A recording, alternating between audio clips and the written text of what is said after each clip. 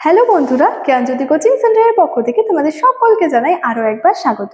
আজকের ক্লাসে তোমাদের সঙ্গে যে বিষয়টি নিয়ে আলোচনা করব সেটি হলো গুপ্ত যুগ থেকে আরো একটি গুরুত্বপূর্ণ বিষয় নিয়ে, সেটা হলো রামগুপ্ত সম্পর্কে। অর্থাৎ রামগুপ্ত কে ছিলেন এই বিষয়টা নিয়ে আজকের ক্লাসে তোমাদের সঙ্গে আলোচনা করব। তবে আজকের ক্লাসটি শুরু করার আগে তোমাদেরকে একটা ছোট্ট ইনফরমেশন দিয়ে রাখি। তোমরা যারা যারা ভাবছো আমাদের সঙ্গে এই সেমিস্টারে অনলাইনে যুক্ত হবে, তারা কর্নারে দুটো নাম্বার দেখতে পাচ্ছ, 7076398606 এবং 6295916282। এই নাম্বার দুটি হলো আমাদের জ্ঞানজ্যোতি কোচিং সেন্টারের অফিসিয়াল হেল্পলাইন নাম্বার। তোমরা যারা যারা ভাবছো আমাদের সঙ্গে অনলাইনে যুক্ত হবে, এই নাম্বার দুটির মধ্যে কিন্তু যে কোনো একটি নাম্বারে যোগাযোগ করে আমাদের সঙ্গে যুক্ত হয়ে যেতে পারো। এছাড়াও তোমাদের এই সেমিস্টারের জন্য যেই কোর্স ফিটা রয়েছে সেটা হলো মেজরের কোর্স ফি রয়েছে 1199 এবং মাইনরের কোর্স ফি রয়েছে 699। এই ছিল ইনফরমেশনের বিষয়। এবার সরাসরি আলোচনার বিষয় শুরু করছি। দেখো, প্রথমত রামগুপ্ত কে ছিলেন বা রামগুপ্ত সম্পর্কে কিন্তু আজকের এই ক্লাসে তোমাদের সঙ্গে আলোচনা করব।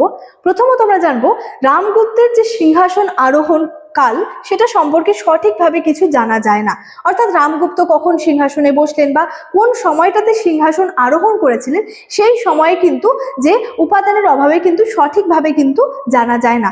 গুপ্ত যুগের ইতিহাস জানার কিন্তু একাধিক নির্ভরযোগ্য উপাদান রয়েছে, কিন্তু তা সত্ত্বেও কিন্তু বিভিন্ন বিষয় সম্পর্কে জানতে হলে, বিশেষত গুপ্তদের যে আদি বাসস্থান রয়েছে বা এই যে রামগুপ্তের সিংহাসন আরোহণ কাল যে রয়েছে, সেই সম্পর্কে কিন্তু সঠিকভাবে কিছু জানা যায় না।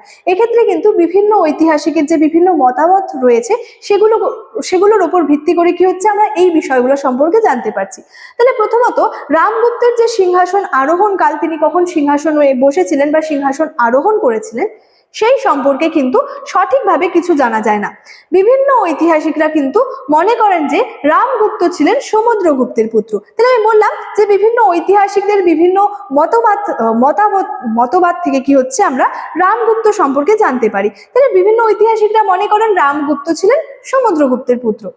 রামগুপ্ত ছিলেন একজন দুর্বল গুপ্ত সম্রাট। তাহলে রামগুপ্ত কিন্তু খুবই একজন দুর্বল গুপ্ত সম্রাট ছিলেন।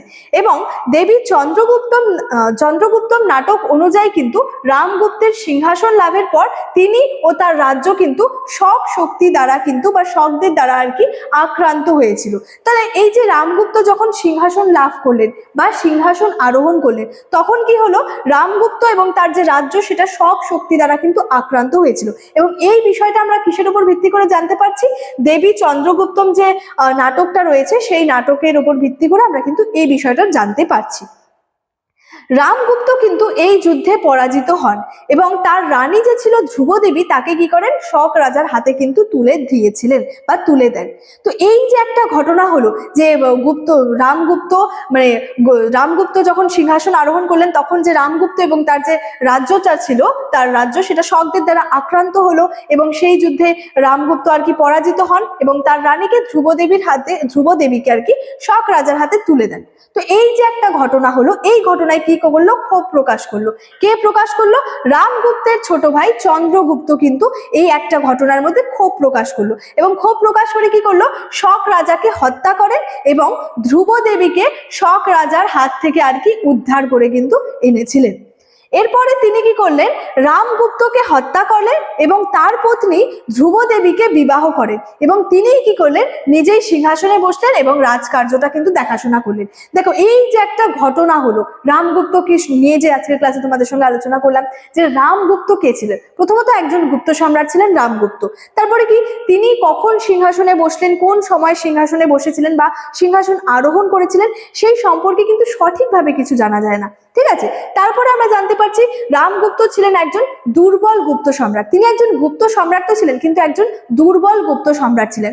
রামগুপ্ত যখন সিংহাসন আরোহণ করলেন, তখন রামগুপ্ত সহ তার যে রাজ্য সেটা কি হলো, শক শক্তি দ্বারা আক্রান্ত হয়েছিল এবং এই বিষয়টা আমরা জানতে পারি দেবী চন্দ্রগুপ্তম নাটক থেকে। তো এই যে শকদের দ্বারা যে আক্রান্ত হলো, তো তিনি রামগুপ্ত কিন্তু শকদের কাছে আর কি পরাজিত হয়েছিল। এই যে রামগুপ্ত এই যুদ্ধে পরাজিত হয়েছিল এবং তার যে রানী ছিল ধ্রুবদেবী, তাকে শক রাজার হাতে বা শকদের হাতে কিন্তু তুলে দিয়েছিল। তো এই ঘটনার মধ্যে ক্ষোভ প্রকাশ করেছিল হচ্ছে রামগুপ্তের ছোট ভাই চন্দ্রগুপ্ত। তিনি কি করেছিল, চন্দ্রগুপ্ত কি করেছিল, শক রাজাকে হত্যা করেন এবং ধ্রুবদেবীকে শক রাজার হাত থেকে উদ্ধার করে এনেছিলেন। তারপরে তিনি কি করেছিলেন, রামগুপ্তকেই হত্যা করেছিলেন এবং তার পত্নী ধ্রুবদেবীকে বিবাহ করেন এবং সিংহাসনে বসলেন এবং তারপরে কিন্তু যে রাজকার্যটা কিন্তু দেখাশোনা করলেন। তাহলে রামগুপ্ত সম্পর্কে ছোট্ট একটা আলোচনা আমার কিন্তু এতটাই ছিল। ইনফরমেশন যেটা ছিল সেটা কিন্তু ভিডিওর শুরুতেই আলোচনা করে রেখেছিলাম। চলো আজকের ক্লাস এতটাই, দেখা হচ্ছে পরবর্তী ক্লাসে। Thank you so much, thanks for watching.